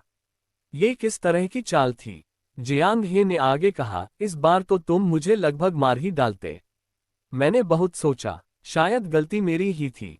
उसके चेहरे पर थोड़ी कड़वाहट थी। उसने पहले बहुत शरारतें की थीं, शायद इसलिए क्योंकि वह अपने परिवार को अपनी बात गंभीरता से लेने के लिए मजबूर करना चाहता था। क्योंकि उसकी प्रतिभा वास्तव में औसत दर्जे की है, इसलिए उसे पूरे जियांग परिवार में अपेक्षाकृत साधारण माना जाता है। कम से कम वह जियांग परिवार के सबसे बड़े युवा स्वामी की उपाधि के योग्य तो नहीं है। लेकिन जीवन और मृत्यु के इस संकट का अनुभव करने के बाद जियांग हे ने कई बातें समझ लीं। जियांग हे ने गहरी सांस ली और दृढ़ भाव से कहा, मू किंगलिंग, मैं अपने तरीके से तुम्हें पछाड़ दूंगा। मैं तुम्हें सचमुच अपनी औरत बनाऊंगा। सच कहूं तो वो उस निकम्मे और हारे हुए जियांग हे से नफरत करता था, इसलिए अब से वह वास्तविक बदलाव लाना चाहता है। मू किंगलिंग ने भी थोड़ा सा भौहें सिकुड़ी और उसके सामने मौजूद जियांग हे को बेहद अजीब लगा। हे। मू किंगलिंग के चेहरे पर तिरस्कार भरी मुस्कान थी और वह उपहास से भरी हुई थी। उनकी राय में जियांग हे का बदलाव शायद महज एक छलावा था या सिर्फ एक अस्थायी बदलाव था। कुत्ते गंदगी खाना नहीं छोड़ सकते, लेकिन अगर वह नखरेबाज नौजवान मालिक जियांग हे बदलना चाहे तो ये बहुत मुश्किल होगा। युवा स्वामी जियांग, क्या ऐसा संभव है कि आपको लगता है कि इस लड़की को धोखा देना आसान है? जियांग हे ने शांत भाव से अपना सिर हिलाया और अपने बगल में बैठे 2 अमर सम्राटों से कहा, आप लोग कृपया पीछे हट जाएं। दोनों व्यक्तियों के चेहरे के भाव अचानक बदल गए। गुरुजी, ये पीछे हटना। जियांग हे का चेहरा ठंडा पड़ गया और उसका लहजा निर्विवाद बल्कि थोड़ा दबंग भी था। ये सुनकर उन दोनों के पास पीछे हटने के अलावा कोई चारा नहीं था, लेकिन वे ज्यादा दूर नहीं हटे। दोनों में इतनी शक्ति थी कि वे जाने के लिए तैयार थे। अगर जियांग हे को कुछ भी होता तो वे जल्द से जल्द लोगों को बचाने के लिए निकल पड़ते। जियांग हे आगे बढ़ा। उसने गहरी सांस ली और दृढ़ निश्चय के साथ कहा, मैं तुमसे फिर मुकाबला करना चाहता हूं। मैं देखना चाहता हूं कि तुम्हारे और मेरे बीच कितना अंतर है। मू किंगलिंग की आंखों में व्यंग्य भरा था। जियांग हे तो महज एक अमर भिक्षु था, लेकिन वह सीमा पार युद्ध शक्ति वाली एक अर्ध अमर सम्राट थी। तो ये लगभग बिना किसी रोमांच के एक लड़ाई है। क्या यह एक और साजिश है? लेकिन जिस भाव से मू किंगलिंग ने जियांग हे को देखा, वह अभिनय जैसा नहीं लग रहा था। युवा स्वामी जियांग, आपको अपनी ताकत का अंदाजा होना चाहिए, है ना? अगर आप मुझसे मुकाबला करेंगे तो क्या आपको वाकई मौत से डर नहीं लगेगा? मू किंगलिंग सतर्क दिख रही थी।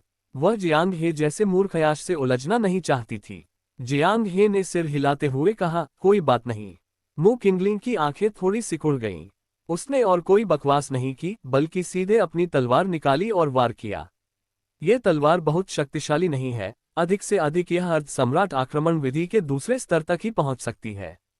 हालांकि जियांग हे के लिए ये निश्चित रूप से एक अत्यंत भयानक आक्रमण है। उसके शरीर में व्याप्त आभा फूट पड़ी, उसके चारों ओर बिजली की लपटें उठने लगीं, और फिर जियांग हे ने तलवार की शक्ति को नष्ट करने के लिए अपनी सबसे शक्तिशाली चाल का इस्तेमाल किया। महज एक मुठभेड़ के बाद जियांग हे दर्जनों कदम पीछे हट गया।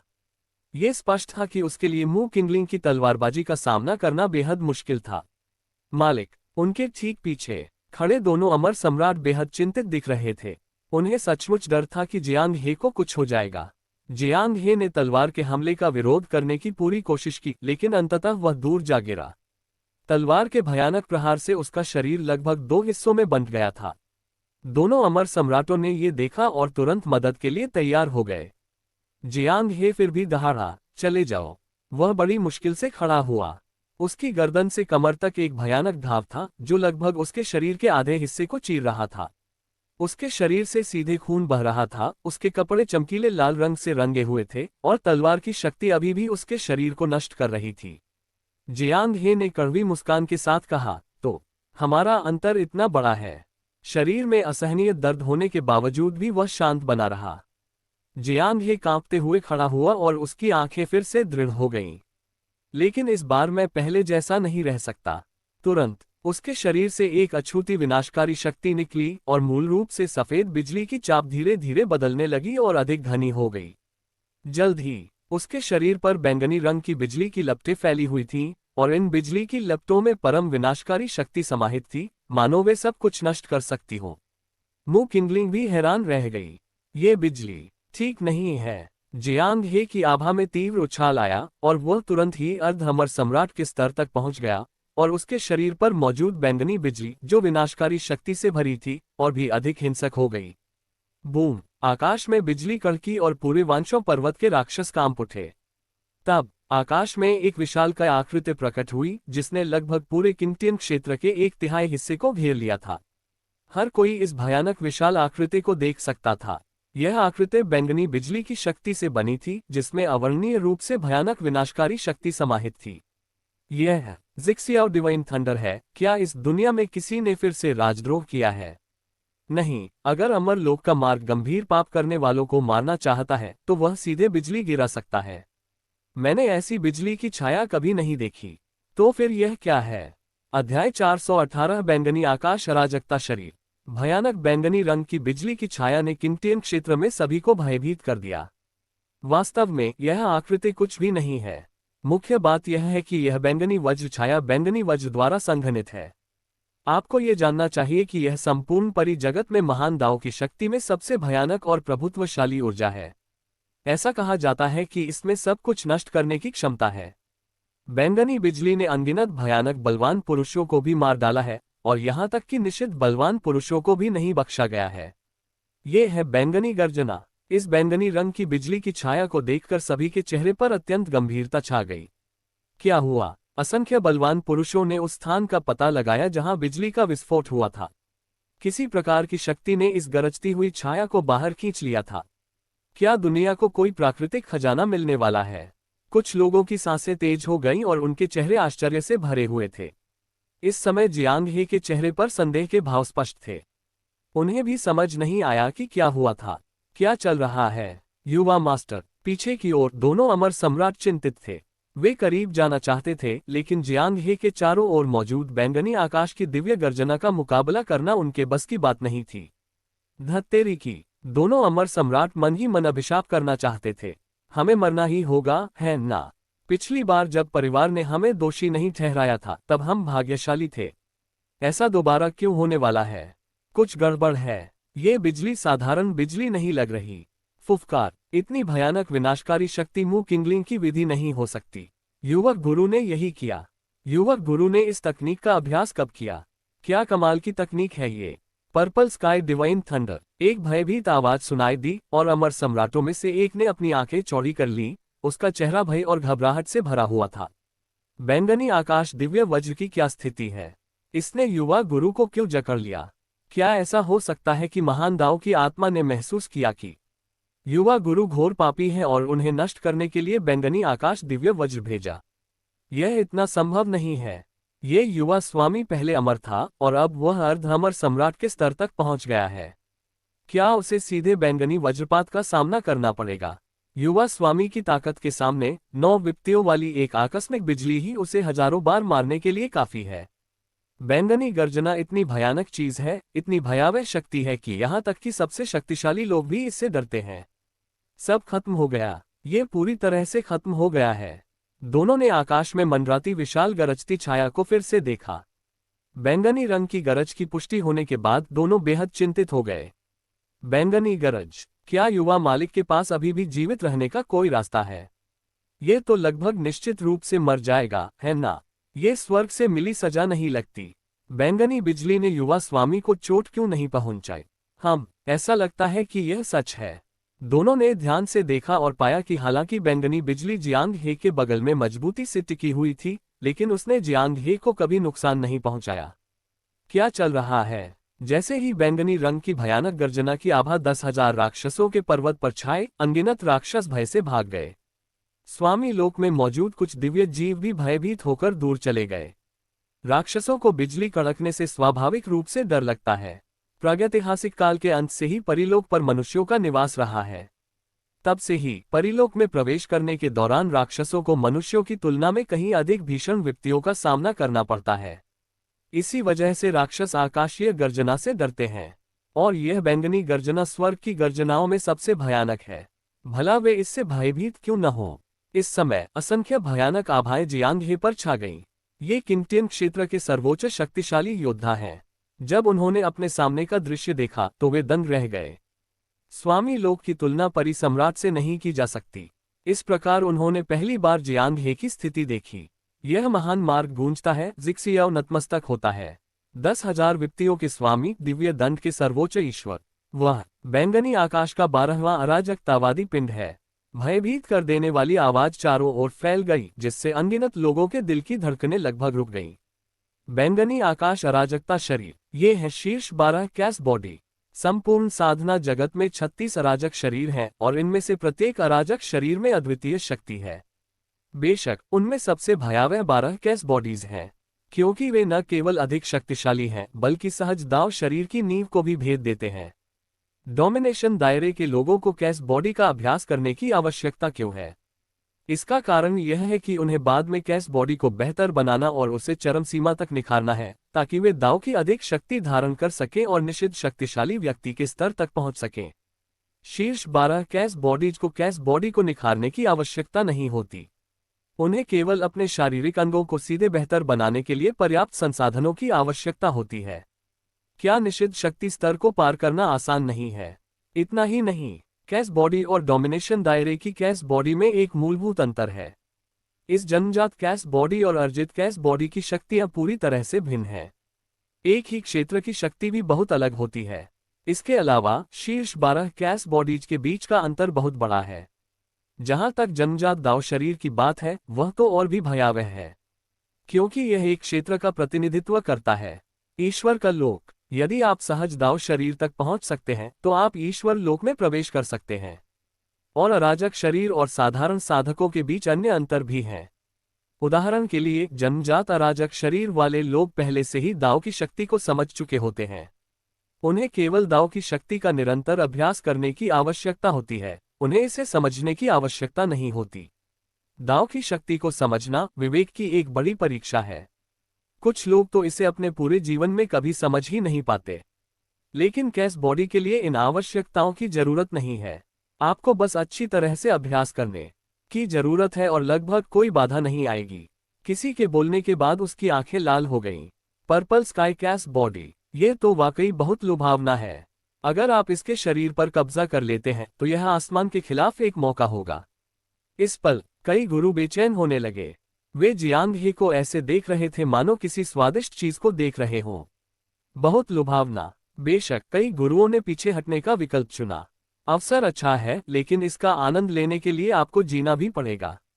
जियांग हे का खानदान जाहिर तौर पर साधारण नहीं है।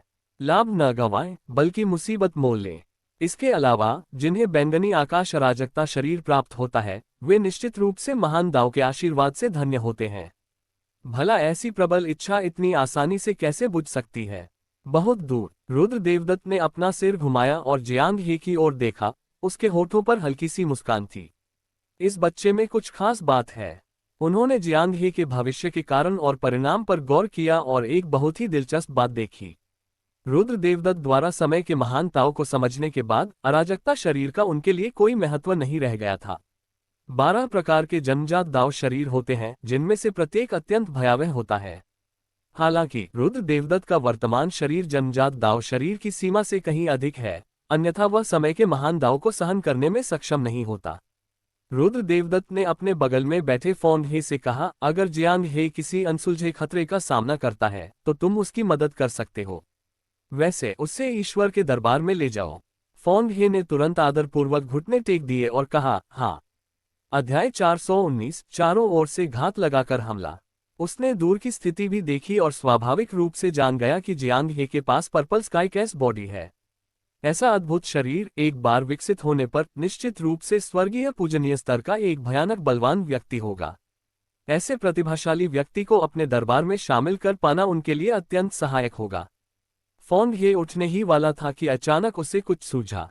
वह फिर से घुटनों के बल बैठ गया और बोला, हे दिव्य प्रभु, यदि दूसरा पक्ष मेरे दिव्य दरबार में शामिल होने को तैयार न हो तो क्या होगा?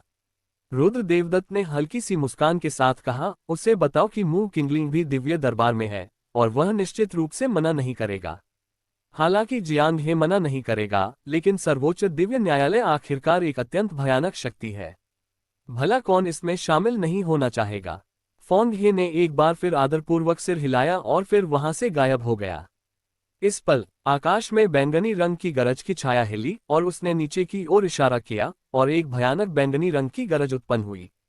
फिर उसने सीधे नीचे स्थित जियांग हे पर निशाना साधा।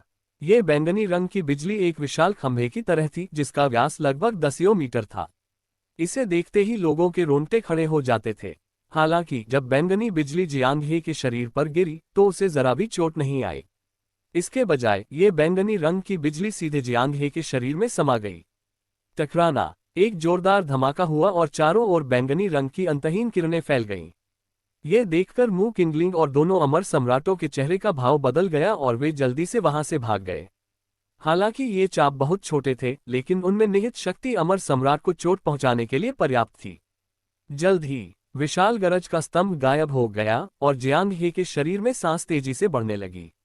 अर्ध सम्राट रैंक 1, अर्ध सम्राट रैंक 2, अर्ध सम्राट रैंक 7 तक साधना की वृद्धि धीरे धीरे रुक जाती है। यह क्षेत्र मू किंगलिंग से भी आगे निकल चुका है। हालांकि जियांग हे अभी भी असमंजस में था। आखिर हुआ क्या? अचानक उसका दिमाग मानो फट पड़ा और अनगिनत पैतृक यादें अचानक उसके दिमाग में उमड़ पड़ी। ये यादें सागर की तरह विशाल और अतुलनीय थीं। जियांग हे खुद को रोक नहीं पाए और जमीन पर घुटने टेककर अपना सिर पकड़कर रोने लगी। जल्दी करो, परिवार के मुखिया को सूचित करो। दूर से जियांग परिवार के 2 महान अमर सम्राटों ने ये देखा और तुरंत कुनपिंग क्षेत्र के प्रमुख को संदेश भेजने के लिए जेड पेंडेंट निकाला और सभी चीजें यहां भेज दी। उन्होंने जियांग हे की स्थिति को भी समझा। जिक्सियाओ कैस बॉडी, युवा मालिक का शरीर सचमुच इतना प्रभावशाली है कि पूरे जियांग परिवार के लिए यह एक अविश्वसनीय अवसर है। यदि युवा स्वामी आगे बढ़ सकता है तो वह निश्चित रूप से भविष्य में पूरी परी दुनिया में एक भयानक और शक्तिशाली व्यक्ति बन जाएगा। इस पल आसपास मौजूद अनगिनत लोगों के चेहरे बेहद लाल हो गए थे। वे लालच भरी निगाहों से जियांग हे को देख रहे थे और कई उच्च कोटि के लोग हरकत में आने लगे। जब तक वे जियांग हे के शरीर पर कब्जा नहीं कर लेते, भगवान बनने का अवसर उनके पास है। भले ही वे देवता न बन सकें, लेकिन वे आसानी से उस निश्चित शक्तिशाली व्यक्ति के स्तर तक पहुंच सकते हैं। एक ही समय पर आकाश में मंडराती विशाल गरज की छाया धीरे धीरे छटने लगी और फिर 2 छोटे प्रकाश के गोलों में बदल गई, जो तुरंत जियांग हे की ओर बढ़ने लगे। अंततः जियांग हे के पास रुक गए। उन 2 प्रकाश के गोलों में अत्यंत भयावह शक्ति समाहित थी और उनसे बैंगनी रंग का विद्युत प्रकाश फैल रहा था, जिससे एक विशाल विनाशकारी आभा का अनुभव किया जा सकता था। यह एक सर्वोच्च जादुई हथियार है, किसी ने हैरानी से कहा। सर्वोच्च स्तर प्रभुत्व क्षेत्र का प्रतिनिधित्व करता है, मार्ग स्तर निश्चित शक्तिशाली का प्रतिनिधित्व करता है, और सर्वोच्च स्तर का जादुई हथियार दिव्य क्षेत्र का प्रतिनिधित्व करता है। हालांकि यह जादुई हथियार अभी पूरी तरह से जागृत नहीं हुआ है और फिलहाल केवल एक प्रारंभिक अवस्था में है, लेकिन जियांग हे की साधना से यह निश्चित रूप से एक सच्चे सर्वोच्च स्तर का हथियार बन जाएगा। हे भगवान! किसी की सांसें तेज होने लगीं और उसकी आंखें बेहद लाल हो गईं। इस पल मू किंगलिंग भी थोड़ी हैरान थी। उसने कभी सोचा भी नहीं था कि प्लेबॉय जियांग हे को ऐसा मौका मिल सकता है। पर्पल स्काई कैस बॉडी, क्या ऐसा हो सकता है कि मैंने लगभग उसे मार ही डाला हो, जिससे उसकी वंश परंपरा पूरी तरह से खुल गई हो। कुछ विशेष वंशों को पूरी तरह से खुलने के लिए जीवन मरण के संकट से गुजरना पड़ता है। जियांग हे पहले औसत दर्जे का खिलाड़ी था, शायद इसलिए क्योंकि उसकी वंश परंपरा बहुत मजबूत थी और उसे खोलने का कोई मौका नहीं मिला था। लेकिन मैंने ही उसे ऐसा अवसर दिया था। मू किंगलिंग अवाक रह गई। जियांग हे पहले उसे हरा नहीं सका था, लेकिन अपनी ताकत वापस पाने के बाद क्या वह उसका जमकर पीछा नहीं करेगा? सच कहूं तो मू किंगलिंग को बिल्कुल भी नहीं लगता था कि जियांग हे में कोई बदलाव आएगा। उसके मन में प्लेबॉय की छवि लगभग पक्की हो चुकी थी। ये बहुत ही असहज था। उसने उसे मारा नहीं था, लेकिन अब उसे एक अवसर मिल गया था। क्या यह अपने ही पैर पर कुल्हाड़ी मारने जैसा नहीं है? इसी क्षण एक अत्यंत भयानक सांस फूट पड़ी और फिर वह सीधे जियांग हे के सामने प्रकट हुई। लड़के, तुम मेरे हो। एक उदास चेहरे वाले बूढ़े व्यक्ति ने जियांग हे पर हमला किया और उसे पकड़ लिया। उसके चेहरे पर अत्यधिक लालच झलक रहा था। एक बार जब वह जियांग हे के शरीर पर कब्जा कर लेगा तो वह भविष्य में देवता बन सकता है। हा, बुजुर्ग पूर्वज का चेहरा उत्साह से भरा हुआ था। हालांकि इसी क्षण जियांग हे की जादुई बंदूक से अचानक एक भयानक लहर निकली और शून्य ने अचानक अपना मुंह खोल दिया, जिससे एक शक्तिशाली लहर निकली। टकराना, विस्फोट की आवाज सुनाई दी और प्रभुत्व क्षेत्र में मौजूद बूढ़ा व्यक्ति तुरंत कई कदम पीछे हट गया। कौन? जियांग हे के सामने दो लोग बाहर निकले, एक अधेड़ उम्र का पुरुष और एक अधेड़ उम्र की महिला। ये जियांग हे के माता पिता, जियांग परिवार के मुखिया जियांग हाओ और जियांग परिवार की मालकिन यांग युनकिन थे। जियांग हाओ ने ठंडी सांस लेते हुए कहा, मेरे बेटे पर हमला करने की हिम्मत कैसे हुई? मौत को दावत दे रहे हो। दमन का भयावह एहसास तुरंत छा गया। वह साधना के अंतिम चरण का उस्ताद था और वर्जित उस्ताद बनने से बस एक कदम दूर था। उसकी शक्ति स्वाभाविक रूप से ही भयावह थी। उसने बिना किसी झिझक के हमला कर दिया और उसके सामने खड़े बूढ़े व्यक्ति का चेहरा अचानक बदल गया। उसकी साधना अभी केवल मास्टर स्तर के प्रारंभिक चरण में थी। वह जियांग हाओ से कैसे तुलना कर सकता था? टकराना, एक भीषण विस्फोट हुआ और उसके भयावह परिणाम स्वरूप उत्पन्न ऊर्जा ने आसपास के 1000 मील के दायरे में मौजूद सभी पेड़ों को सीधे तौर पर नष्ट कर दिया और उस बूढ़े व्यक्ति ने भी मुंह भरकर खून थूका और फिर टूटी हुई डोर वाली पतंग की तरह पीछे की ओर उड़ गया। ये सब करने के बाद जियांग हाओ के शरीर में सांस फिर से कांप उठी और एक अत्यंत शक्तिशाली दबाव मुक्त हुआ। मूल रूप से इस स्थान का पता लगाने आए कुशल कृषक तुरंत ही लगभग 70% पीछे हट गए। एक उन्नत स्तर का कुशल साधक उसकी रक्षा कर रहा है, जो वास्तव में कई लोगों के लिए अप्रत्याशित बात है। बिल्कुल, बैंगनी आकाश के अराजक शरीर का प्रलोभन अभी भी बहुत प्रबल है और अभी भी कई शक्तिशाली गुरु साधक गुप्त रूप से देख रहे हैं, जो किसी भी समय कार्रवाई करने के लिए तैयार हैं। जियांग हे का मूल्य वास्तव में बहुत अधिक और बहुत लुभावना है। जियांग हाओ ने भौहें चढ़ाईं और उसका चेहरा थोड़ा बदसूरत लग रहा था। आज इस मामले को संभालना आसान नहीं है। फिर उसने अपना सिर घुमाया और थोड़ी राहत और खुशी के भाव से जियांग हाओ की ओर दोबारा देखा। जैसा कि मेरे बेटे से उम्मीद थी, मुझे पता था कि तुम इतने सरल नहीं होगे। उसके बगल में खड़ी यांग युनकिन भी चिंतित थी। वह जल्दी से जियांग हे के पास गई और घबराकर पूछा, हे, क्या तुम ठीक हो? अध्याय 420, लड़ाई। यांग युनकिन ने जियांग हे को देखा जो रो रहा था और उसके सामने अपना सिर पकड़े हुए था। उसके चेहरे पर बेहद चिंता का भाव था।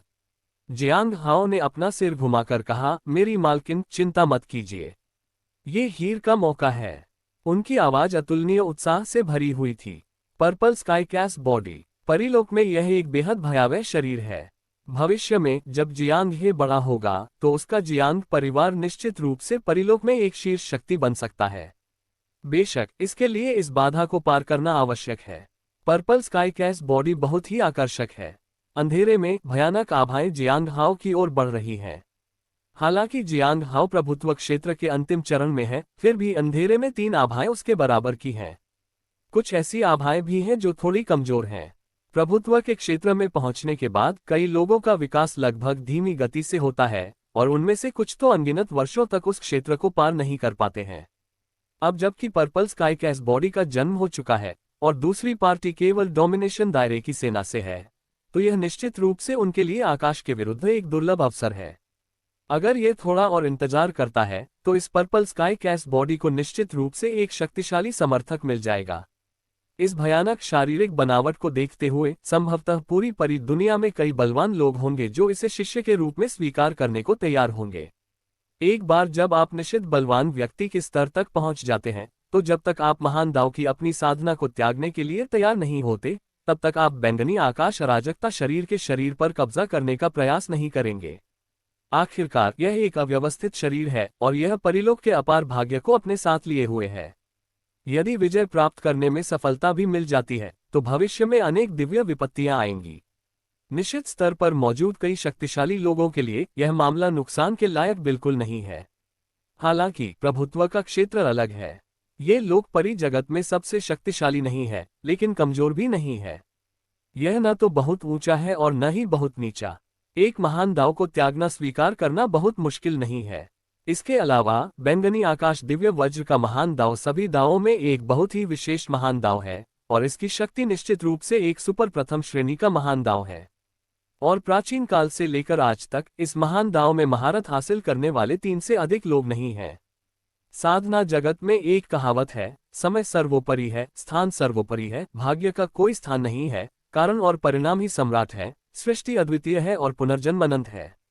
5 तत्व सर्वोपरि हैं, यिन और यांग सर्वोपरि हैं, विनाश स्पष्ट नहीं है और शक्ति सर्वोच्च है। हालांकि ये रास्ते 10,000 रास्तों का संयोजन नहीं है, फिर भी ये सामने के रास्तों का मोटे तौर पर वर्णन करते हैं। और यह बैंगनी आकाश दिव्य वज्र मार्ग उनसे परे है। कम से कम इसकी तुलना भाग्य और कारण और प्रभाव के मार्गों से की जा सकती है, और इसकी विनाशकारी शक्ति विनाश के मार्ग से थोड़ी बेहतर है। बिल्कुल, इनमें सबसे शक्तिशाली अभी भी समय है। बात सिर्फ इतनी है कि परिलोक में यह मार्ग कभी प्रकट नहीं हुआ है और कोई भी साधक समय के मार्ग को समझ नहीं सकता है।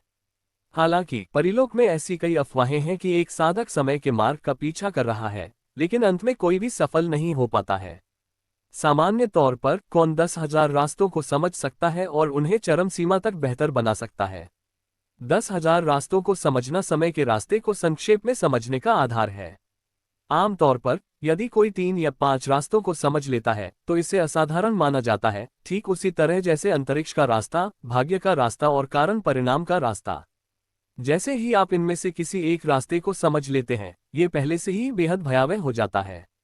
सब कुछ समझना तो दूर की बात है। इसलिए कई गुरुओं के लिए purple sky divine thunder Avenue बेहद आकर्षक है।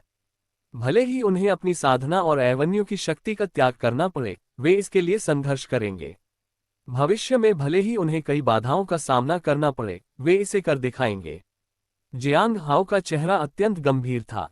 उन्होंने अपने आसपास के लोगों को प्रणाम करते हुए कहा, आप सभी को नमस्कार। जियांग कुनपेन क्षेत्र में जियांग परिवार के मुखिया हैं। यदि आप आज जाने के लिए तैयार हैं तो मेरा जियांग परिवार आपको उचित पुरस्कार देने के लिए तैयार है।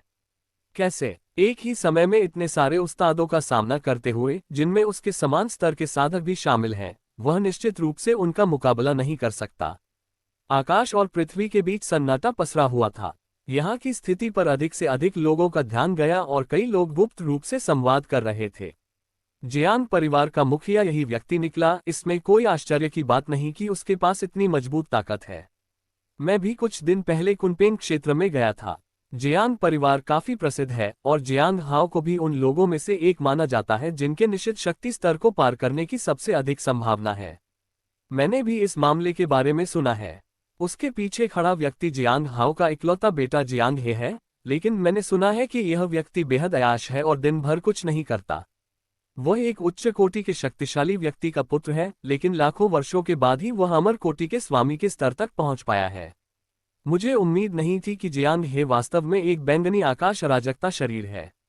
ऐसा लगता है कि पहले उसके इतनी धीमी गति से विकास करने का कारण यह है कि उसकी रक्तरेखा पूरी तरह से जागृत नहीं हुई थी, और उसकी अधिकांश शक्ति बैंगनी आकाश अराजकता शरीर द्वारा अवशोषित कर ली गई थी।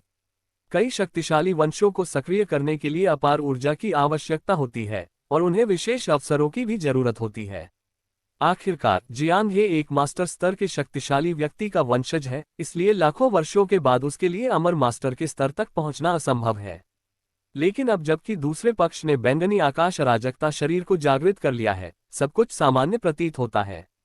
यदि उसके पास पर्पल स्काई कैस बॉडी होती तो साधना के लिए आवश्यक अधिकांश ऊर्जा इस भयानक शरीर द्वारा ही खर्च हो जाती, जिससे जियांग हे की आध्यात्मिक उन्नति धीमी गति से होती। इसकी संभावना बहुत अधिक है। ये सुनकर अंधेरे में मौजूद कई डोमिनेशन दायरे के स्वामी तुरंत पीछे हट गए। उन्होंने जियांग हाओ का नाम भी सुना था। दूसरे पक्ष के पास प्रभुत्व के क्षेत्र में प्रवेश करने का मौका था।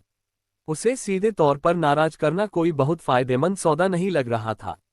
अगर जियांग ही को आसानी से ले जाया जा सके तो अच्छा रहेगा, लेकिन इतने सारे लोग इसके लिए संघर्ष कर रहे थे। अगर अंत में उन्हें यह नहीं मिला तो यह एक बहुत बड़ा नुकसान होगा। हालांकि अभी भी 6 लोग छुपकर निगरानी करने के लिए बचे थे और उनकी ताकत बहुत अधिक थी। अब तक यहाँ रुके हुए लगभग सभी लोग जियांग हाओ से नहीं डरते। उनकी आंखों में निर्मलता भरी है। बैंगनी आकाश दिव्य वज्र मार्ग बेहद लुभावना है।